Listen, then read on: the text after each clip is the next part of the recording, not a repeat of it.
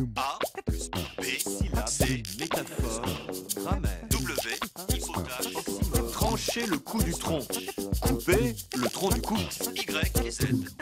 Bonjour professeur. Bonjour Marie. Une question de Gilles d'Allemagne. Il vous demande ce qu'il doit penser de l'expression invasive « y a pas de souci ». Il précise qu'il lui arrive d'avoir un problème sans forcément se faire de soucis pour autant. Bon, avez-vous une solution à son problème, professeur? Chère Marie, de cette expression, je pense le plus grand mal. Je n'aime pas, mais alors pas du tout, que l'on confonde souci et problème. Le mot souci vient du verbe latin sollicitare, troubler. Il a donné solliciter. Il se dit d'un esprit absorbé par une préoccupation qui l'inquiète. Et cette inquiétude peut être due à des difficultés ou à un danger. Le mot problème vient du grec problema, l'obstacle jeté devant soi, de pro, devant, et baleine, jeté.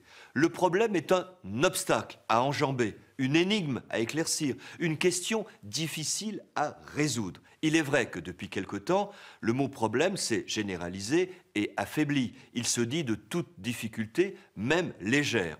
L'expression familière « pas de problème », calquée sur l'anglais « no problem », signifie que quelque chose se fera aisément, sans causer de soucis. Il n'y a pas de souci. Dès lors, les termes deviennent interchangeables. Pas de problème, pas de souci. Or, souci et problème ne sont pas des synonymes. Souci est d'ordre psychologique et désigne une préoccupation inquiétante.